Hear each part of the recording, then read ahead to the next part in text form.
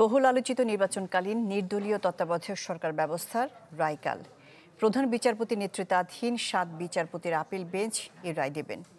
কোন নির্বাচন থেকে কার্যকর হবে তা নির্ধারণ করবেন দেশের সর্বোচ্চ আদালত।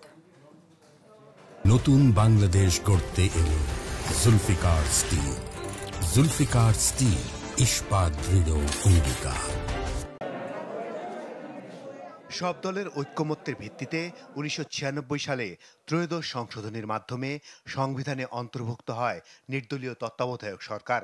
তবে ২০০৯ সালে ক্ষমতায় এসে তা বাতিল করে দেয় আওয়ামী লীগ সরকার। সাবেক প্রধান বিচারপতি এবিএম খায়রুল হককে ব্যবহার করে পরবর্তীতে পঞ্চদশ সংশোধনীর মাধ্যমে এর কফিনে পেরেক মেরে নির্বাচন প্রক্রিয়া ও গণতন্ত্রকে প্রশ্নের মুখে ফেলা হয়। তত্ত্বাবধায়ক সরকারের এক অভিজ্ঞতা ২০০৭ থেকে ৮ পর্যন্ত হয়ে গেছে না আমাদের, তারপরে আবার কেউ চাইতে পারে। এটি এখন জাদুঘরে, এ নিয়ে নতুন করে আলোচনার কোনো প্রয়োজন নেই। ৫ আগস্ট শেখ হাসিনা পালিয়ে যাওয়ার পর ২২ দিনের মাথায় তত্ত্বাবধায়ক সরকার ফেরাতে চেম্বার আদালতে আবেদন করেন সুজন সম্পাদক বদিউল আলম মজুমদার। একে একে যুক্ত হয় বিএনপি ও জামায়াতও। গেল ১১ নভেম্বর এর শুনানি শেষ করেন আপিল বিভাগ। পঞ্চদশ সংশোধনীর কিছু অংশ বাতিল করে হাইকোর্টের দেয়া রায়ে তত্ত্বাবধায়ক সরকার ব্যবস্থা ফেরার পথ তৈরি হয়েছে। এবার আপিল বিভাগের রায়ে বাকি পথ খুলবে বলে মনে করেন আইনজীবীরা।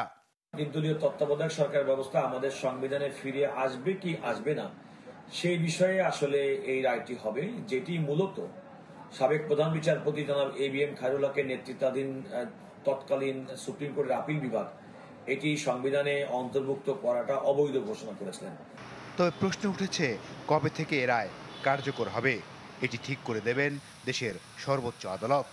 আমরা এক্সপেক্ট করব আমাদের আপিল বিভাগ সকলের কাছে গ্রহণযোগ্য এই মাধ্যমটিকে বিচার বিভাগীয় প্রনাউন্সমেন্টের মাধ্যমে বাংলাদেশের সংবিধানে অন্তর্ভুক্ত করবেন।